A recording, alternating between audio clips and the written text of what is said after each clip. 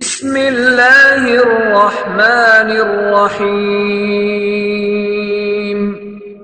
وَلْتَكُن مِّنكُمْ أُمَّةٌ يَدْعُونَ إِلَى الْخَيْرِ وَيَأْمُرُونَ بِالْمَعْرُوفِ وَيَنْهَوْنَ عَنِ الْمُنكَرِ وَأُولَئِكَ هُمُ الْمُفْلِحُونَ۔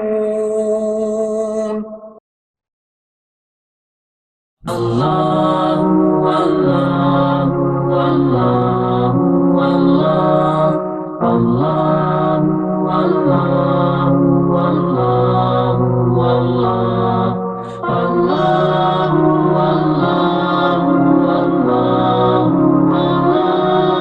اللہ اللہ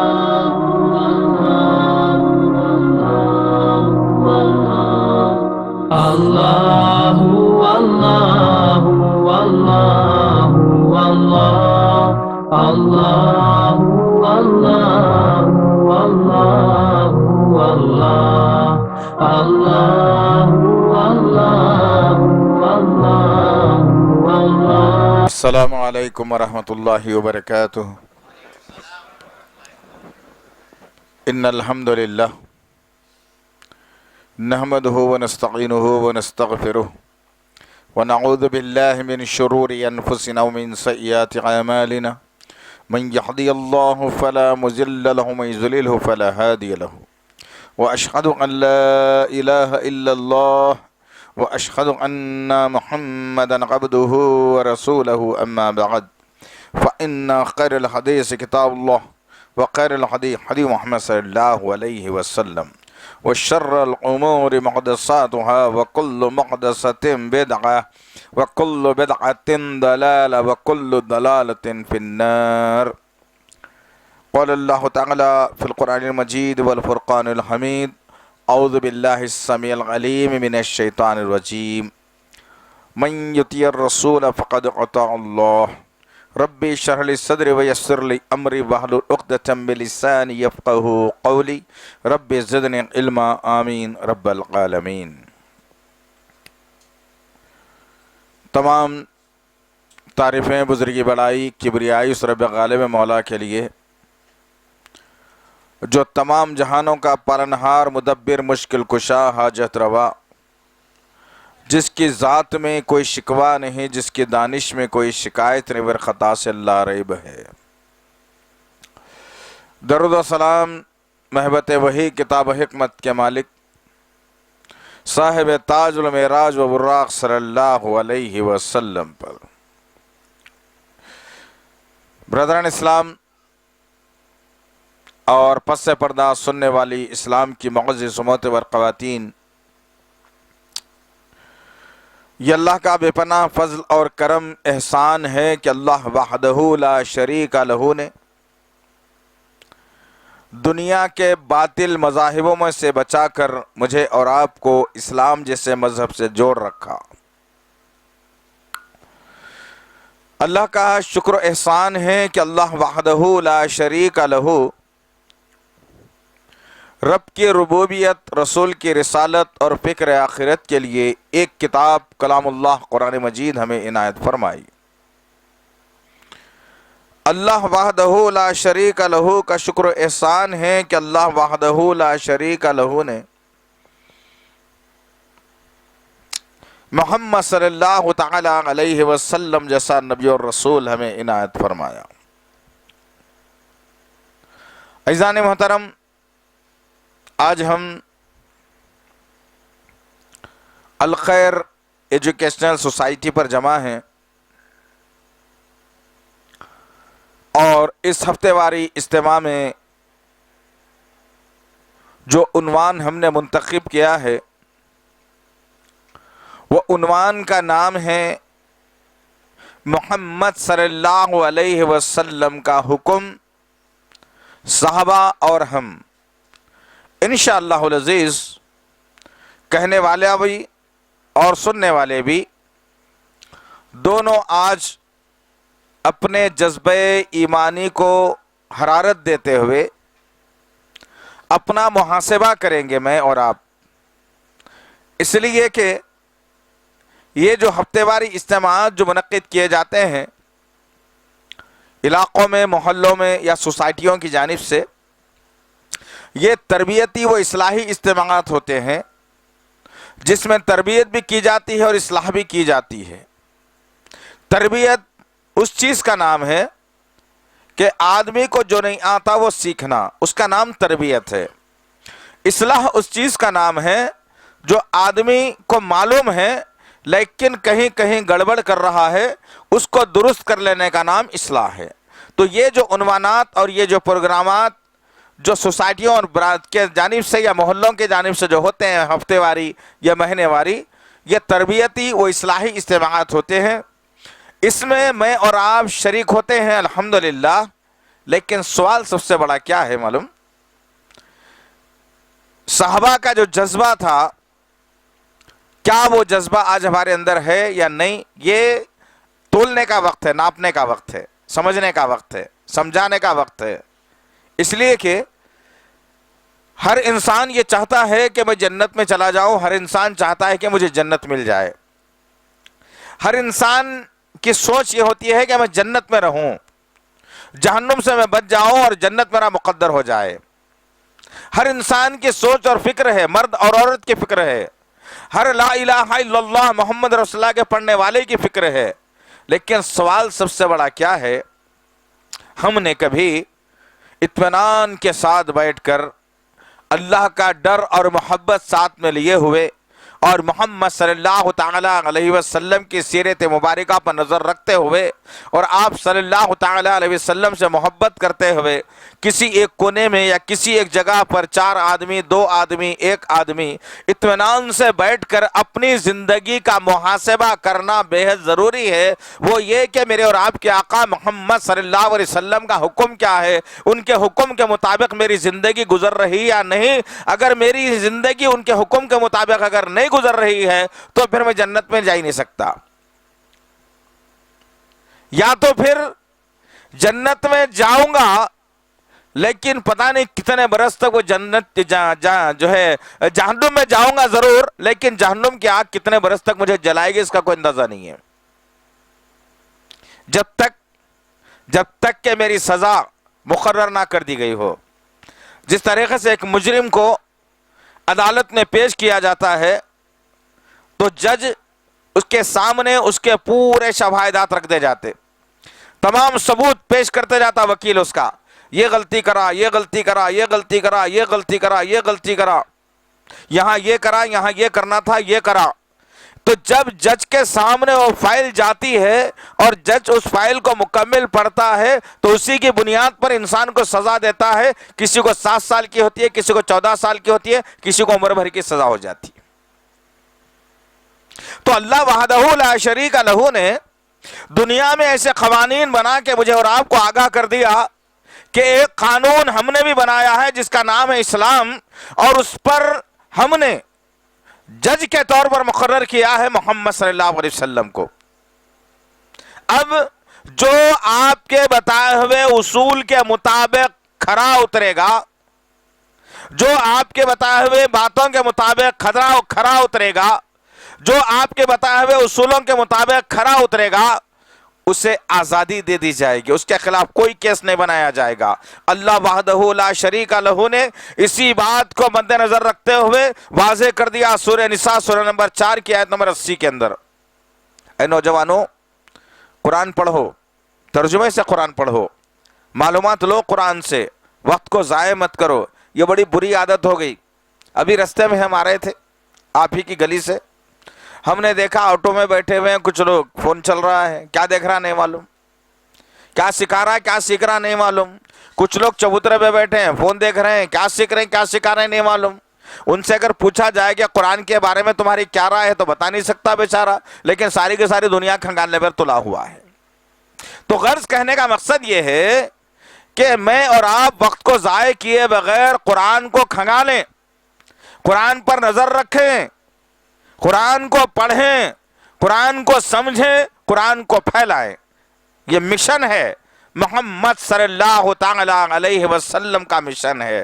اسی لیے کہ وہ قاعدے اور قانون جب میرے اور آپ کے کل اللہ کی عدالت میں پیش کیے جائیں گے اور محمد صلی اللہ تعالی علیہ وسلم بھی وہاں موجود ہوں گے.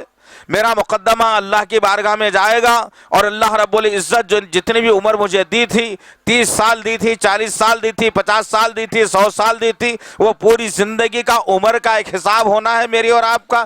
اور میرے اور آپ کی زندگی کا جب پورا جانچا جائے گا فائل کہ کتنی نمازیں چھوڑا تھا، کتنی جھوٹ بولا تھا، کتنے دھوکہ دیا تھا، کتنی غیر عورتوں پر نظر ڈالا تھا، کتنا سود لیا تھا، کتنی خبر پرستی کی تھی، کتنی جو ہے نا حرام چیزیں کھائی تھی، کتنی شراب پی تھی، کتنا شادیوں میں جہیز لیا تھا، کتنا ناچا تھا، کتنا گایا تھا، کتنا بجایا تھا، ہر وہ چیز کا حساب اور کتاب اللہ کی بارگاہ میں پیش ہوگا میری زندگی کا. آپ اس وقت کچھ نہیں کر سکیں گے. آج کی عدالت میں بھی آپ جا کے دیکھنا کہ وہاں پر آپ جج کے سامنے ایسے بیٹھنا پڑتا ہے جیسے ایک مجسمہ ہے. عدالت میں اگر اس عدالت کے اندر جہاں مقدمہ چل رہا، آپ کا نہیں چل رہا، کسی اور کا چل رہا ہے، آپ نے دیکھنے کے لیے عدالت میں گیا ہے اور آپ بیٹھے ہوئے ہیں، اگر آپ کے موبائل کی فون بج جاتی ہے، اس کے اندر گھنٹی اگر بج جاتی ہے تو جج اتنا برا مانتا ہے، ہو سکتا ہے آپ کے اوپر 10,000 روپے کا جرمانہ کر دے. کبھی مشاہدہ کرنا ان چیزوں کا، تجربہ ہوتا، معلومات ہوتے، کچھ بھی نہیں معلوم. 5-5 گھنٹے 4-4 گھنٹے چبوتروں پہ بیٹھ کے، دیوان خانوں میں بیٹھ کے، ادھر گھوم کے ادھر گھوم کے پوری زندگی گزار دیں گے. زندگی کا کوئی تجربہ ہی نہیں معلوم. کچھ بھی معلوم ہے عدالت میں کیا ہوتا ہے، کیسا ہوتا ہے، کیا چلتا ہے، کچھ معلوم. کبھی دیکھے ہی نہیں منظر.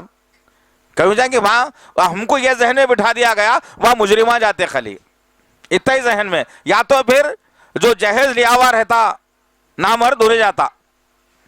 دو ہی چیزیں معلوم خالی بس، یا تو مجرم جاتا یا تو نامرد جو جہیز لیا ہوا ہے اس کے اوپر کیس ہوتا انہیں جاتا. میں کہ کچھ ہوں بھائی، یہ بیوقوفی کی بات ہے. کل میدان حشر کے اندر، اس لیے وہ ٹاپک پہ آنے سے پہلے یہ بتانا بہت ضروری ہے کہ وہ میدان حشر کے اندر آپ کا مقدمہ چلے گا، پوری دنیا سامنے منظر دیکھتی رہے گی. کسی مے کے لال کو مجال نہیں ہوگی، نہ نبیوں کو ہوگی، نہ اولیاء کو ہوگی، نہ صحابہ کو ہوگی، نہ بزرگوں کو ہوگی، نہ ماں باپ کو ہوگی، نہ بھائی بہن کو ہوگی کہ تیرے بارے میں کوئی لفظ ایک اٹھا کر کے بول سکے. کوئی نہیں بول سکتا وہاں پہ. تو یہاں کی عدالت میں یہی بتا رہی ہے کہ جو تم اصول قانون بنا دیا گیا ہندوستان کا ایک، اگر کسی کو ذرا سا اگر تم خراش لاؤ گے 324 لگا دیا جائے گا تمہارے کو.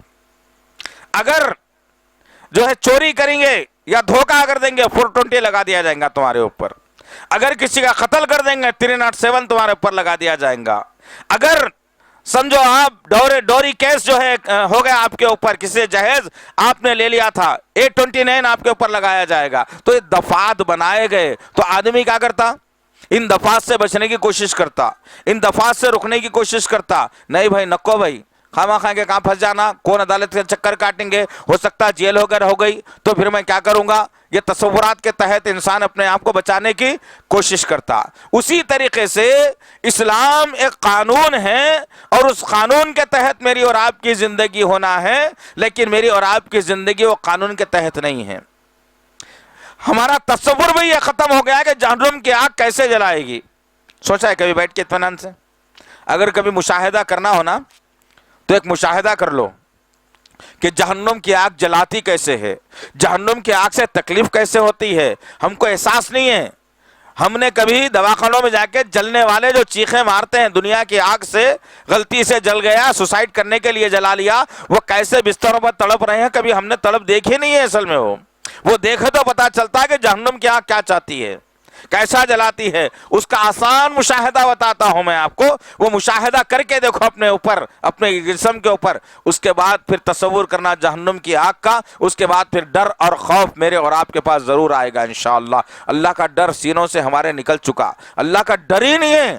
زمین اس کی استعمال کر رہے ہیں، پانی اس کا استعمال کر رہے ہیں، ہوا اس کا استعمال کر رہے ہیں، غذا اس کی استعمال کر رہے ہیں، صحت اس کی استعمال کر رہے ہیں، آنکھ اس کے استعمال کر رہے ہیں. کیا 1 مہینے 2 مہینے میں کبھی آنکھوں کو ریچارج کرا لینا بلکہ لگائے کیا اللہ تعالیٰ کچھ بھی؟ جب انسان پیدا ہوا جب سے دیکھنا شروع کرا تو مرے دم تک دیکھتے رہتا ہوں. اس کو ریچارج کرنے کا اس نہیں ہے. اتنی بڑی نعمت اللہ تعالیٰ نے دی لیکن کبھی اس اس کا شکر ادا نہیں کریں ہم لوگ. تو غرض کہنے کا مقصد کیا ہے معلوم آپ کو؟ یہ ساری باتیں بتانے کا مقصد یہی ہے کہ اللہ کے نبی صلی اللہ تعالی علیہ وسلم کے حکم کے علاوہ کسی اور کا حکم دنیا میں نہیں چل سکتا. تبھی تو اللہ وحدہ لا شریک لہ نے مجھے اور آپ کو ایک احساس دلایا اور کہا من یطیع الرسول فقد اطاع اللہ، کہ جس نے رسول کی اطاعت کی گویا یوں سمجھو کہ اس نے اللہ کی اطاعت کی. سوچنے والی بات ہے اس کے اندر. جس نے رسول کی اطاعت کی صلی اللہ علیہ وسلم، اس نے اللہ کی اطاعت کی. اب جو رسول کی اطاعت سے منہ موڑ لیا تو رسول کی اطاعت بھی گئی اس کے پاس سے، اللہ کی اطاعت بھی گئی اس کے پاس سے. اب ایک مشاہدہ بتلا رہا تھا. مشاہدہ یہ کہ ایک میچز کی ڈبی آتی ہے، ایک میچز کی ڈبی لاؤ، ورنہ نعوذ باللہ میں تنزیہ کہہ رہا ہوں، ماشاءاللہ بہت سارے لوگوں کو آگ سے اتنی محبت ہے کہ صبح میں نیند میں سے اٹھتے منہ میں رکھے بغیر ٹوائلٹ کو نہیں جاتا آدمی. ہاں، نیند میں سے اٹھتے ہی آگ ہو رہا ہے اس کو، تو وہ آدمی جنت کی خواہش کیا کریں گا جی؟ ایسے کئی نوجوان ہیں سگریٹ پینے والے، ایسے کئی بزرگ ہیں سگریٹ پینے والے جن کو عادت پڑی ہوئی ہے، برسوں سے پی رہے ہیں. آگ سے محبت رکھ کر کے جنت میں جانے کے خواب چھوڑ دو. جو آگ سے دنیا میں محبت کرے گا اس کو آگے ملنے والی ہے. اللہ کے نبی صلی اللہ علیہ وسلم نے کیا کہا؟ تم جس سے دنیا میں محبت رکھتے ہو اللہ تعالیٰ قیامت میں اسی کے ساتھ تمہیں رکھے گا. اب تم اگر سگریٹ سے محبت رکھتے ہو تو تمہارا شمار آگ والوں کے ساتھ ہی کیا جائے گا. ڈرنا، خوف کھانا، خوف ختم ہو گیا. ایک میچس لاؤ، میچس کی ڈبیا لا کر کے ایک کاڑی اس میں سے نکالو اور اس کو جلاؤ. اس کو جیسے ہی آگ لگی اس آگ کو فوری پھونک مار کے بجھا دو. جیسے ہی آگ لگی اس کو، دونوں مسالے گھسے گئے، کاڑی کو آگ لگی، آگ لگنے کے ساتھ ہی اسے پھونک مارو اور بجھا دو. وہ بجھی ہوئی جو آگ ہوتی ہے اس کو اپنے جسم پر لگا کے دیکھو آپ، حالانکہ ہوتا آپ کو جلتا کچھ بھی نہیں، لیکن اس کا شاٹ اتنا خطرناک لگتا ہے پوری باڈی ہل جاتی ہے اپنی. بجھی ہوئی آگ کا یہ عالم ہے دوست، بجھی ہوئی آگ کا یہ عالم ہے. تو وہ جلی ہوئی آگ کا کیا عالم ہوگا؟ پھر اللہ نے کیا کہا؟ اللہ کے نبی کے ذریعے سے پیغام دے کر کے کہا کہ اللہ تعالیٰ نے اس کائنات کی جو آگ ہے اسے 99 مرتبہ ٹھنڈی کر کے دنیا میں بھیجا ہے، جس سے پوری دنیا جل جا رہی ہے. جیسے بہت بڑے بڑے پکوان ہو رہے ہیں، ایک پٹاخہ آیا ایک بلڈنگ جل گئی معمولی آگ سے. تو جو دنیا کے اندر جو آگ ہے اتنی ٹھنڈی آگ ہے اس سے تمام کی تمام دنیا جل سکتی ہے. تو جہنم کی آگ کا کیا عالم ہوگا؟ ذرا سوچنے والی بات ہے، غور کرنے کی بات ہے. وہ پیور آگ ہے، وہ 100% پیور. تو یہ ڈر اور خوف میرے اندر پیدا ہوگا تو نبی کی محبت پیدا ہوگی. نبی کی محبت پیدا ہوگی تو نبی نے جو کہا ہے وہ میں کرنے کی کوشش کروں گا. ورنہ ہماری زندگیوں سے نبی کیا صرف محبت کہاں تک رہ گئی مسلمانوں کی؟ یہاں سے بات کو شروع کرتے ہیں انشاءاللہ. غور سے سننا، ذرا زیادہ نکات نہ صحیح لیکن مختصر نکات رکھوں تاکہ بات سمجھ میں آئے مجھے اور آپ کو کہ میں اور آپ اپنی زندگی میں کتنی بڑی بڑی غلطیاں کر رہے ہیں، کر چکے ہیں. احساس ختم ہو جا رہا ہے، احساس ختم ہو چکا ہے، اور پھر اپنے آپ کو مسلمان بننے میں فخر بھی محسوس کر رہا ہے انسان. عجیب فلسفہ ہے. آؤ بات کو یہیں سے شروع کرتے ہیں. آپ کی مسجد میں اذان ہوتی ہے تو کہیں گے مسلمان ہاں ہوتی ہے بھائی، فجر سے لے کر عشاء تک اذان ہوتی ہے ماشاءاللہ. چلو بات یہیں سے شروع کی جائے. میرے اور آپ کے آقا محمد صلی اللہ علیہ وسلم کا حکم کیا تھا اور مسلمان کیا کر رہے ہیں؟ آج مسلمان یہ کر رہا ہے کہ مسجد سے اذان بلند ہوئی اور اشہد ان محمد رسول اللہ، مؤذن نے جیسے ہی آواز بلند کی مسلمانوں نے کیا کیا؟ انگوٹھوں کو لے کر آنکھوں کو چوم لیا. یہ نبی کے حکم کے مطابق نہیں. اللہ کے نبی کا حکم کیا ہے؟ اب یہاں پر اللہ کے نبی کا حکم یہ ہے کہ اشہد ان محمد رسول اللہ جب بولا جائے، میرا نام کسی کے سامنے آئے اور وہ مجھ پر درود نہ بھیجے، درود نہ پڑھے، وہ ہلاک ہو جائے، برباد ہو جائے. آج مسلم امہ ہلاک ہونے کی، تباہ ہونے کی، برباد ہونے کی بنیادی وجہ یہ ہے کہ اللہ کے نبی کا نام کئی جگہوں پر آتا ہے لیکن ہم لوگ جو ہے نا درود نہیں پڑھتے بلکہ انگوٹھوں کو چوم کر خاموش ہو جاتے ہیں. اللہ کے نبی کا حکم ہے درود پڑھنا، لیکن ہم نے کیا کیا؟ بڑوں کو دیکھا، ہمارے بزرگوں کو دیکھا، ہمارے گھر کے ماں بہنوں کو دیکھا، ماں باپ کو دیکھا، دادا دادی کو دیکھا، जिन्होंने अशहदु अन्ना मोहम्मद रसूलुल्लाह पर अंगूठों को चूमा, दरूद नहीं पढ़ा। नबी का हुक्म है बाज़ाब्ता। अब सहाबा के सामने जब कभी नबी का नाम आ जाता, मोहम्मद सल्लल्लाहु अलैहि वसल्लम या अय्युहन नबी का तस्करा जब आ जाता, तो मेरे और आपके जो सहाबा की जो जमात थी वो नबी के हुक्म के मुताबिक अल्लाह के नबी पर फौरी दरूद पढ़ दिया करते थे। आज में और आप क्या कर रहे हैं? अंगूठों को चूम रहे हैं। अंगूठों को चूमना इस्लाम है? नौज़ुबिल्लाह। इसलिए कि नबी से हकीकी मोहब्बत नहीं है मुझे और आपको। हम चाहते हैं कि अंगूठों तक मोहब्बत रखी जाए, बाकी का पूरा जिस्म आजाद कर लिया जाए। बात खत्म। जिसकी बुनियाद के ऊपर उम्मत भटक गई। आओ मेरे और आपके आका मोहम्मद सल्लल्लाहु अलैहि वसल्लम ने दूसरा हुक्म दिया और कहा कि जब बच्चा पैदा हो जाए तो 7वें दिन अकीका करना।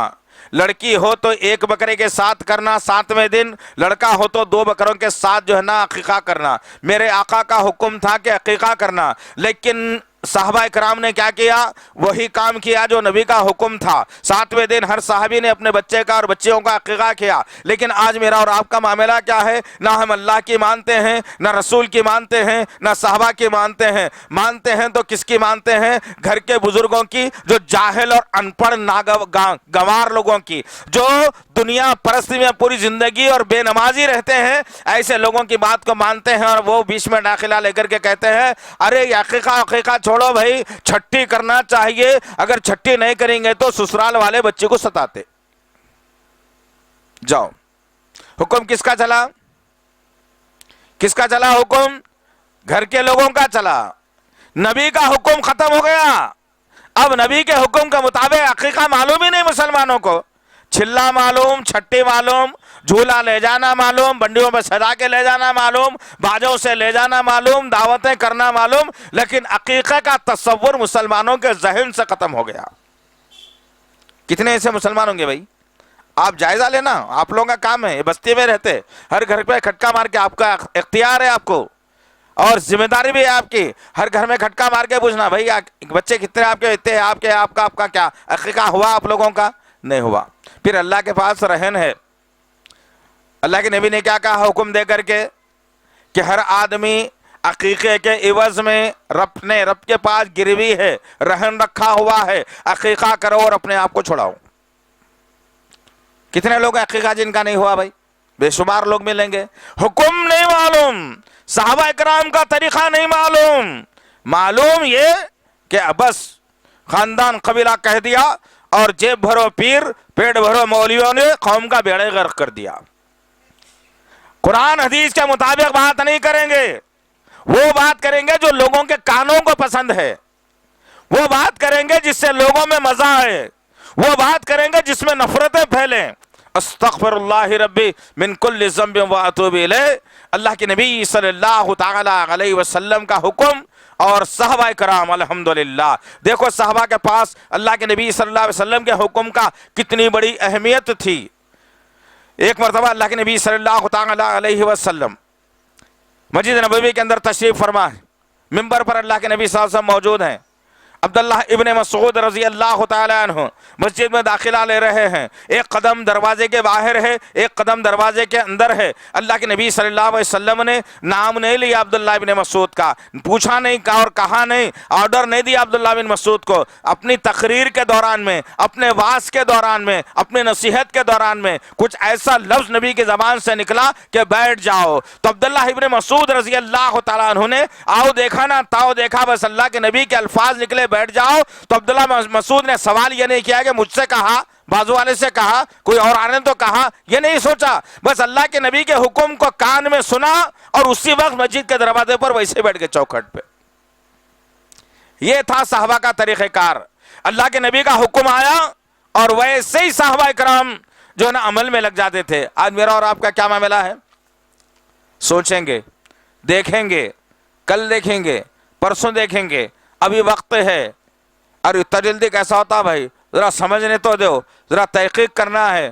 पूरी जिंदगी बिला तहकीक के गुजर गई, बगैर तहकीक के बच्चे भी पैदा हो गए।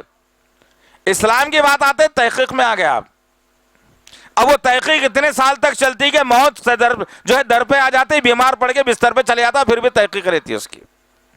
تو یہ جو طریقہ کار ہے میرا اور آپ کا، رسول صلی اللہ علیہ وسلم کے حکم کے خلاف، اللہ کے نبی صلی اللہ علیہ وسلم کے حکم کی باتوں کے خلاف، جس نے رسول کی اطاعت کی گویا اس نے جو اللہ کی اطاعت کی، جس نے رسول کی نافرمانی کی اس نے اللہ کی نافرمانی کی۔ اب جو رسول کی اطاعت ہی نہیں کرتا تو بھلا اللہ کی اطاعت کیا کرے گا؟ اللہ نے ریجیکٹ کر دیا۔ اسی لیے دیکھ لیجئے آپ، آج دعائیں مانگی جاتی ہیں لیکن کیا قبول ہو رہی؟ قبول ہو رہی؟ مانگ کے دیکھو، کسی کی عمر کے لیے مانگو، کسی کی پریشانی کے لیے مانگو، کسی کی مغفرت کے لیے مانگو، خود کی پریشانی خود کی صحت کے لیے مانگو، نہیں ہو رہی۔ اس لیے کہ ہمارا عمل اللہ کے نبی صلی اللہ علیہ وسلم کے عمل سے مختلف ہو گیا، ہمارا طریقہ کار اللہ کے نبی صلی اللہ علیہ وسلم کے طریقہ کار سے اپوزٹ ہو گیا۔ وہ صحابہ کرام کی جماعت تھی، یوں سنے، وہ سمعنا وہ اطعنا کہتے تھے، وہ لوگ سمعنا و عصینا کہنا یہودیوں کا عمل ہے۔ سمعنا و اطعنا، سن لیا اللہ کے رسول، ابھی عمل کرتے ہیں، دیکھو آپ بول دیا آپ ایسا کرو، بس ایسے ہی کریں گے۔ اللہ کے نبی کا حکم صحابہ کرام کو ملا، اللہ کے نبی صلی اللہ علیہ وسلم نے دیکھا کہ صحابہ کرام جو ہے موزے ساکس پہنے ہوئے رہتے تھے، وہ لیدر کے ساکس آتے تھے جو سردیوں میں پہنے جاتے تھے، ٹھیک ہے۔ اللہ کے نبی صلی اللہ علیہ وسلم نے دیکھا صحابہ کرام کو کہ کڑاکے کی سردی ہے اور صحابہ کرام وضو بنانے کے لیے اپنے موزے اتار رہے ہیں، اپنے جو ساکس ہے وہ اتار رہے ہیں، اور سردیوں میں ٹھنڈے پانی سے جب وضو بنا رہے ہیں، ان کے پیروں کو جب پانی لگ رہا ہے تو بیماری کا خدشہ ہو رہا ہے، انہیں بیمار ہونے کا خدشہ ستا رہا ہے۔ میرے اور آپ کے آقا محمد صلی اللہ علیہ وسلم نے حکم دیا اور کہا کہ لوگوں، مسافر کے لیے 3 دن کی اجازت اور مقامی آدمی کے لیے 1 دن کی اجازت۔ تم سردیوں کے دنوں میں موزے جب پہنتے ہو، ساکس پہنتے ہو، فجر میں اگر تم نے ساکس کو پہن لیا ہے تو عشاء تک تم کو اتارنے کی ضرورت نہیں ہے، اور تم موزوں کے ساکس کے اوپر سے مسح کر لو، پیروں کو مت دھو تاکہ تم بیماریوں سے بچ سکو۔ یہ حکم تھا۔ صحابہ کرام نے کیا کیا؟ یہ نہیں پوچھا یا رسول اللہ پیروں کے نیچے غلاظت لگتی، آپ بول رہے ہیں اوپر سے کرو، ذرا سمجھنے کا موقع دو ہمارے کو، اس کے بعد میں کریں گے ہم لوگ، یہ نہیں کہا۔ صحابہ نے کہا یا رسول اللہ لبیک، آپ نے کہہ دیا، بات ختم۔ آپ نے کہا ساکس 1 دن کے لیے، مقامی آدمی کے لیے، مسافر کے لیے 3 دن کا وقت آپ نے دیا۔ ہم ساکسوں کو اب سردیوں کے دنوں میں نہیں اتاریں گے۔ جو مقامی ہوتے تھے وہ ساکس پہن کر فجر میں پہنتے تھے، اور پھر ویسے ہی موزوں کو جو ہے نا اوپر سے مسح کر کے 5 وقت کی نماز پڑھتے تھے، ہاتھ دھوتے تھے، چہرہ دھوتے تھے، لیکن پیروں کے اوپر سے مسح جو ہے پیروں کے پانی سے نہیں دھوتے تھے۔ اللہ کے نبی کا حکم تھا ان کے پاس۔ اتنی بہترین اطاعت کرنے والی جماعت تھی وہ۔ آج میرا اور آپ کا معاملہ کیسا ہے؟ استغفر اللہ ربی، لوگ قرآن حدیث چھوڑ کر کے خودوری کے طرف گئے۔ ہاں، ایسی کئی کتابیں فقہ کی، لعنت اللہ، جو ایسے کئی کتابیں ہیں جس کے اندر فاحشہ پن بھرا ہوا ہے، جس کے اندر قرآن حدیث کے خلاف میں ہے، وہ کتابوں کی طرف میرا اور آپ کا ذہن لے کے گئے لوگ، لیکن قرآن اور حدیث کے طرف توجہ نہیں دلائی ہماری۔ تو غرض کہنے کا مقصد کیا ہے عزیزان محترم؟ صحابہ کرام کے سامنے جب حکم آ جاتا اللہ کے نبی صلی اللہ تعالی علیہ وسلم کا، تو صحابہ کرام بلا چوں و چرا اسی وقت سے محفل سے اٹھنے سے پہلے عمل کا تہیہ کر کے وہیں سے عمل شروع کر دیتے تھے۔ آج میرا اور آپ کا کیا معاملہ ہے؟ ہر ہفتہ کچھ نہ کچھ بات تو ضرور اچھی سنتے ہیں ہم لوگ، ہر ہفتہ کچھ نہ کچھ بات تو اسلام کی سمجھتے ہیں ہم لوگ، ہر ہفتہ آپ کو حدیث اور قرآن کی بات رکھی جاتی ہے، ہر ہفتہ آپ کو نصیحت بھی کی جاتی ہے، ہر ہفتہ آپ کو صحابہ کرام اور نبی کے واقعات رکھے جاتے ہیں، قرآن کی آیتیں سنی جاتی ہیں۔ کیا میری زندگی میں کچھ تبدیلی آئی؟ نہیں۔ اور دوسری اہم ترین بات بتا دوں، بنیادی بات یہ ذہن میں رکھ لیجیے اچھے طریقے سے۔ خیر، یہ واعظ و نصیحت کی محفلیں رکھنا چاہیے، میں نہیں رکھنے کے خلاف نہیں ہوں، لیکن یاد رکھو صحابہ کرام کی زندگیوں میں جو انقلاب آیا نا، انقلاب جو پوری دنیا کے اندر صحابہ کرام نے اسلام کے جھنڈے کو جو گاڑ دیا اور اسلام کی جو پہچان بنا دی نا، اس کی بنیادی وجہ تھی جمعے کے خطبات۔ جمعے کے خطبوں کے ذریعے سے صحابہ میں ایک انقلاب برپا ہوا تھا۔ لیکن افسوس کی بات ہے میں اور آپ کب جاتے ہوئے مسجد کو؟ آدھا خطبہ ہونے کے بعد جاتے، سب سے پیچھے کی صف میں بیٹھتے، امام صاحب السلام علیکم ورحمۃ اللہ، السلام علیکم ورحمۃ اللہ بولتے، سب سے پہلے مسجد سے نکل کے بھاگ جاتے ہوگا جب۔ یہ نبی کا حکم نہیں ہے۔ نبی کا حکم کیا ہے؟ نبی کا حکم یہ ہے کہ خطیب کے منبر پر آنے سے پہلے، اذان بلند ہونے سے پہلے جو آدمی، عورت، بچہ مسجد میں داخل ہوگا، فرشتے اس کا شمار جمعے والوں میں کریں گے۔ جب خطبہ شروع ہو جائے گا اس کے بعد جو لوگ آئیں گے ان کا شمار جمعے والوں میں نہیں ہوگا۔ جمعے والے فرشتہ ان کا نام اپنے رجسٹر میں نہیں لکھے گا بے جمعہ۔ تم تصور کر لینا میں جمعہ پڑھا تھا، آدھا خطبہ تو سنا تھا بول کے۔ نبی کا حکم ہے کہ اذان سے پہلے جایا کرو۔ ہم کیا کر رہے ہیں بھائی؟ ہم کیا کر رہے ہیں؟ خطبہ شروع ہونے کے بعد، خطبے کے بعد جا رہے ہیں۔ صحابہ کرام جیسے یہ بات سنے، اما عائشہ صدیقہ رضی اللہ تعالیٰ عنہ کہتی ہیں کہ جیسے اللہ کے نبی صلی اللہ علیہ وسلم نے یہ اعلان کیا، ہم نے دیکھا کہ جمعے کے دن دیر سے آنے والے کوئی بھی مردہ نہیں تھے، اسی لیے کہ اللہ کے نبی کے دور میں مسجد نبوی کے اندر سب سے سامنے جتنی صفیں ہوتی تھی صحابہ کی، مردوں کی ہوتی تھی، جوان بوڑھے، اس کے بیچ میں بچوں کی ہوتی تھی، اس کے پیچھے عورتوں کی صفیں ہوتی تھی۔ یہ سسٹم تھا مسجد نبوی کا۔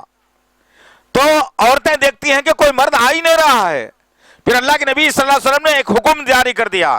یہ حکم کی خلاف ورزی میں اور آپ کرتے ہیں اور کہتے ہیں کہ ہم نبی کے چاہنے والے ہیں، نعوذ باللہ، لکا مالی فدا لکا جانی فدا، بولنے میں کیا حرج ہے؟ مال نبی کے لیے فدا، جان نبی کے لیے فدا۔ چلو لاؤ دیکھیں گے، ایک 10,000 روپے کی ضرورت ہے، اب دیتے۔ مسجد کا ہی چندہ جب میں مت کے پرانے 10 کی نوٹ رکھ کے لاتے، اگر اتفاق سے 100 کی نوٹ بازو میں رہ گئی، بغیر دیکھے کہ نکال کے 100 گر گئے، سمجھو اب اس دن کا کھانا پانی حرام ہو جاتا ہے اس کے اوپر۔ آئے ہائے 10 کی جگہ 100 چلے گئے یار، وہ واپس تو نہیں مانگ سکتے اب۔ تو یہ حال تو ہمارا ہے، یہ حال تو ہمارا ہے۔ نبی کو چاہتے کہاں جی؟ نبی سے محبت کرتے کیسا؟ اللہ کے نبی صلی اللہ علیہ وسلم نے حکم جاری کر دیا، صحابہ اور ہم، اللہ کے نبی نے حکم جاری کر کے کہا کہ جمعے کے دن جہاں تمہیں جگہ ملی وہاں بیٹھ جاؤ، لوگوں کی گردنوں کو پھلانگ کر آگے جانے کی کوشش مت کرو، اور جو آدمی ایسا کرتا ہے وہ انسان نہیں بلکہ شیطان ہے۔ آج ہماری مسجدوں میں کتنے لوگ ہیں ویسے دیر سے آتے، ذرا ہٹو، صاحب کو جگہ دو، ذرا آگے جانا ہے ان کو، صفوں کو چیرتے ہوئے، لوگوں کے گردنوں پہ سے پیروں کو ڈالتے ہوئے، گھٹنوں سے سروں کو مارتے ہوئے پوری سامنے آ کے بیٹھنے کی کوشش کرتا آدمی۔ تو اللہ کے حکم کا صحابہ کرام نے کیا کیا؟ ایسے ہی کیا صحابہ کرام نے۔ کوئی بھی صحابی کا ایک جمعہ پیچھے رہ جانے والوں میں نہیں تھا، کوئی بھی صحابی صفوں کو چھوڑنے والوں میں نہیں تھے، کوئی بھی صحابی دور رہنے والوں میں نہیں تھے۔ آج میرا اور آپ کا کیا معاملہ ہے؟ اللہ کے نبی کے حکم کی ہم اور پابندی کر رہے ہیں؟ نہیں عزیزان محترم، میرے اور آپ کے آقا محمد صلی اللہ علیہ وسلم کا حکم، اسی لیے کہ عرب میں جو ہے اسلام کی کاوشوں کو روکنے کے لیے، اسلام کی باتوں کو روکنے کے لیے، نعوذ باللہ لوگ کہتے ہیں کہ صوفیزم سے ہندوستان میں دین پھیلا، یہ سب سے بڑی بری بات ہے، اس لیے کہ صوفیزم کا تعلق اسلام سے کچھ بھی نہیں ہے، نہ آگے سے ہے، نہ پیچھے سے ہے، نہ اوپر سے ہے، نہ نیچے سے ہے۔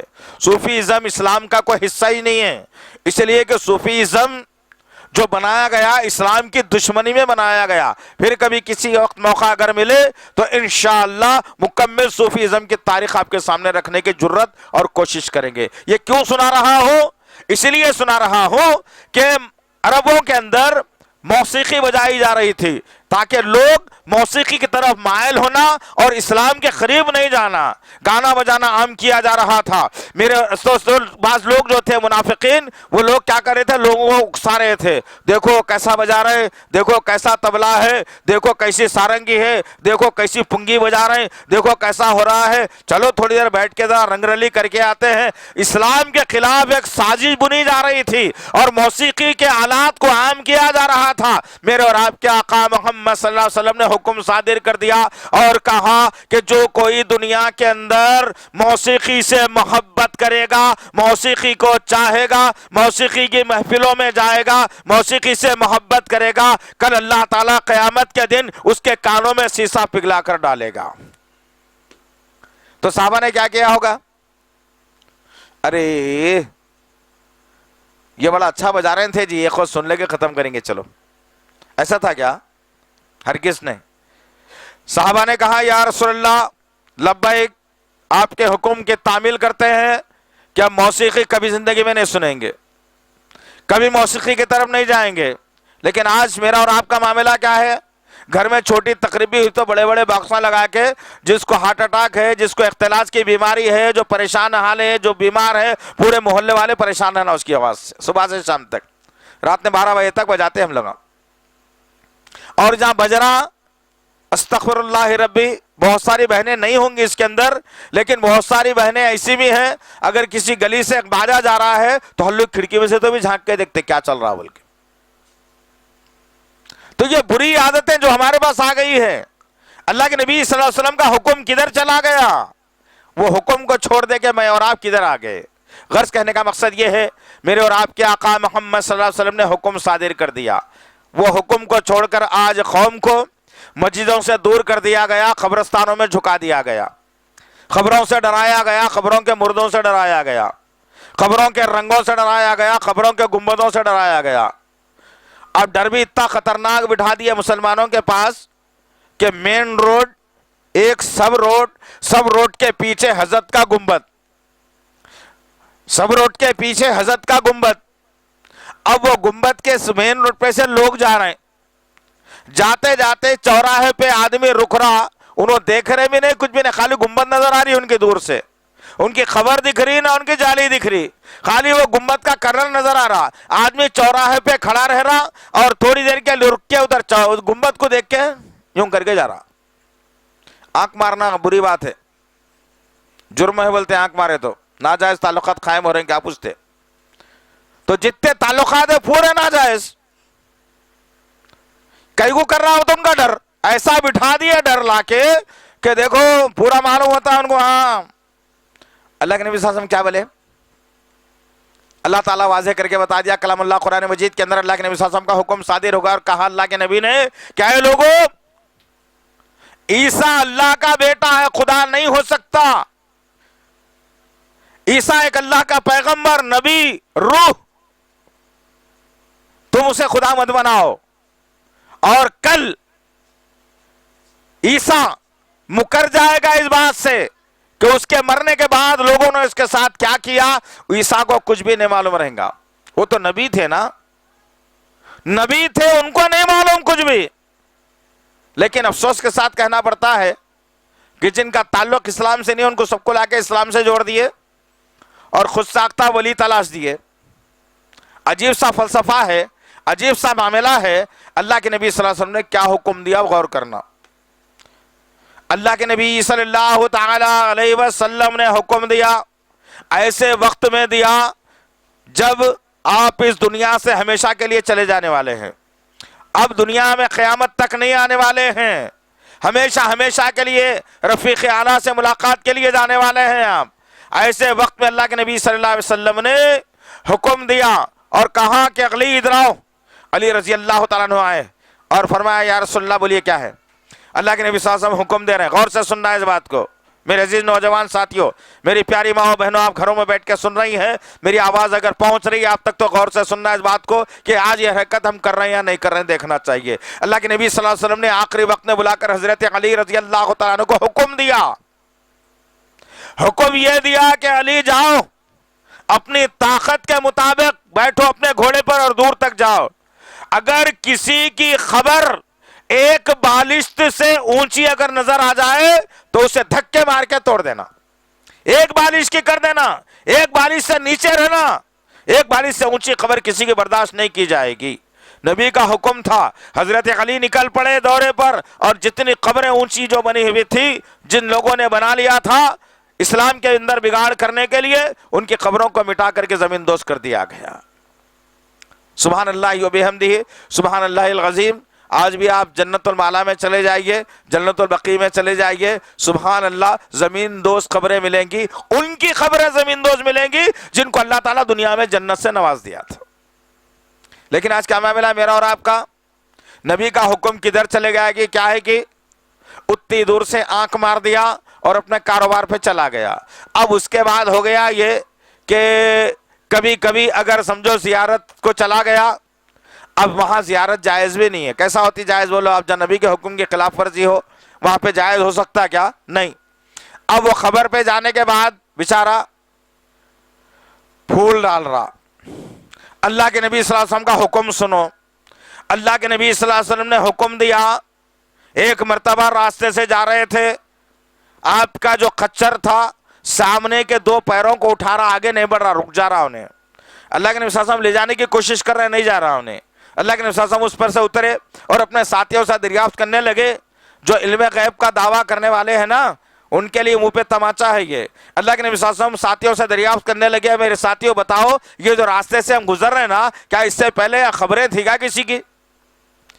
اب اللہ کے نبی کو علم غیب اگر تھا تو پوچھنے کی ضرورت کیا تھی بھائی؟ تو یہاں پر بھی جیب بھرو پیر، پیٹ بھرو مولوی، لوگوں کا عقیدہ بگاڑ دیے۔ نہیں، 2000 کلومیٹر دور پہ خواجہ کا مزار، یہاں سے سب سن لے رہے ہیں انہوں۔ مگر اللہ کا کرم ہے، ان کے دربار کے آدھے کلومیٹر کے فاصلے پہ کئی بیانات ہمارے ہو گئے، لیکن انہوں آگے کبھی ہمارے کو ستائے بھی نہیں ذرہ بھی، اور خوش ہو گئے ہوں گے انہوں، صحیح آدمی آ گیا، صحیح صحیح باتیں کرتے رہا، بلکہ ہے نہیں۔ تو غرض کہنے کا مقصد یہ ہے کہ اللہ کے نبی صلی اللہ علیہ وسلم نے وہاں پر حکم صادر کیا اور کہا میرا حکم یہ ہے کہ ایک جھاڑ کی ٹہنی لے کر کے آؤ، اور اس کو بیچ میں سے چیر دیا، آدھا آدھا کر دیا، اور ایک جہاں قبر کی نشاندہی کی گئی تھی وہاں لگا دیا، ایک قبر کی نشاندہی جہاں کی گئی تھی وہاں لگا دیا۔ اللہ کے نبی صلی اللہ علیہ وسلم سے صحابہ نے پوچھا یا رسول اللہ اس کا مطلب کیا ہوا؟ تو اللہ کے نبی صلی اللہ علیہ وسلم نے فرمایا، اعلان کیا اور کہا کہ اے میرے ساتھیوں، یہ دو خبر والوں پر اللہ نے مجھے بتلا رہا ہے کہ یہ دو خبر والوں پر عذاب ہو رہا ہے۔ ایک آدمی چغل خور غیبتیں کرنے والا تھا، اس وجہ سے عذاب ہو رہا ہے۔ ایک آدمی پیشاب کے چھینٹوں سے نہیں بچتا تھا، اس وجہ سے عذاب ہو رہا ہے۔ اور میں نے ان ٹہنیوں کو اس لیے لگا دیا جب تک کہ یہ ہری رہیں گی ان کے عذاب میں اللہ کچھ کمی کرے گا۔ اب ذرا ٹھنڈے دل سے زور سے آواز دے کے بولو، تم لوگ بولنا چھوڑ دیے، نہیں بولنے والوں کو بولنا آ گیا، تم لوگ اب بولنا سیکھو، ہر جگہ بولنا سیکھو۔ نہیں، عجیب مسئلہ ہے، ولیوں کی خبروں میں عذاب نہیں ہوتا۔ جس کو ولی بنا دیا جاتا ہے، اللہ دوست جس کو اپنا بنا لیتا ہے، اس کی خبر کو جنت کی کیاریوں میں سے کیاری ٹھنڈی بنا دیتا ہے۔ ہم کیا کر رہے ہیں؟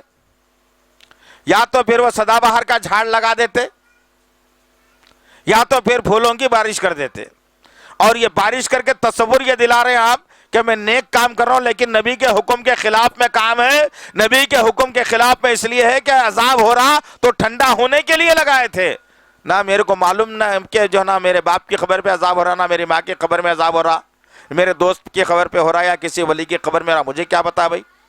تو غرض کہنے کا مقصد یہ ہے کہ اللہ کے نبی صلی اللہ علیہ وسلم کا حکم صحابہ اور ہم کے اندر اتنی بڑی گڑبڑ کر دی گئی، اتنی بڑی گڑبڑ کر دی گئی کہ وہ گڑبڑ آج تک چل رہی ہے، اور پتہ نہیں کب تک چلے گی، جب تک چلتی رہے گی، جب تک کہ میں اور آپ اس کا پیچھا نہیں کریں گے، اس کی مخالفت نہیں کریں گے، لوگوں کے اندر مہم نہیں چلائیں گے، لوگوں کو سمجھائیں گے نہیں نبی کا مقام اور مرتبہ کیا ہے۔